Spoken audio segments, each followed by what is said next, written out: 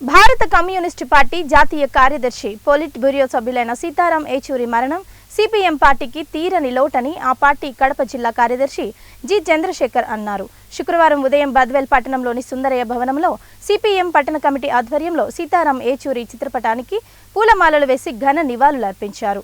ఈ సందర్భంగా ఆయన మాట్లాడుతూ సీతారాం ఏచూరి ఢిల్లీలోని ఏఐఎంఎస్లో 23 రోజులుగా చికిత్స తీసుకుంటూ మరణించారని, ఆయన మరణం పార్టీకి తీరని లోటని తెలిపారు. సీతారాం ఏచూరి భారతదేశ ప్రజాస్వామ్య లౌకిక గణతంత్ర సోషలిస్టు రాజ్యాంగాన్ని కాపాడడానికి అహర్నిశలు కృషి చేశారన్నారు.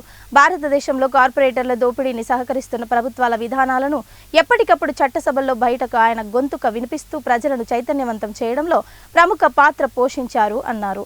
ఆయన ఆశయాలను ప్రతి ఒక్కరూ ఆదర్శంగా తీసుకుని పనిచేయాల్సిన అవసరం ఎంతైనా ఉందని పిలుపునిచ్చారు.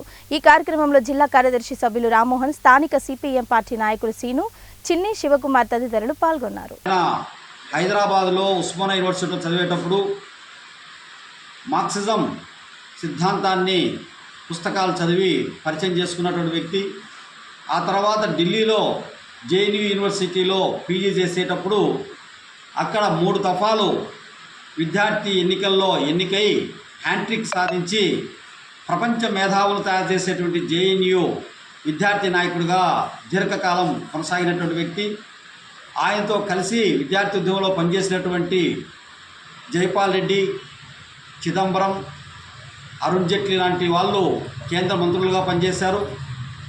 అలాగే ఆయనతో కలిసి సహ విద్యార్థిగా ఉన్నటువంటి ప్రచండ నేపాల్ అధ్యక్షుడిగా ఒక దేశానికి పనిచేశాడు. అలాగే ఆయన సహచరులు చాలామంది గుండె నిపుణులుగా, డాక్టర్లుగా రఘునాథ్ రెడ్డి లాంటి వాళ్ళు ప్రపంచ ప్రఖ్యాతి సాధించారు. ఆయనతో కలిసి పనిచేసినటువంటి ప్రముఖ న్యాయవాదులు కపిల్ సిబ్బాల్ లాంటి వాళ్ళు ఇప్పుడు సుప్రీంకోర్టు న్యాయవాదుల సంఘానికి అధ్యక్షుడిగా పనిచేస్తూ ఉన్నారు. అలాగే ఆయనతో కలిసి పనిచేసినటువంటి ఎంతోమంది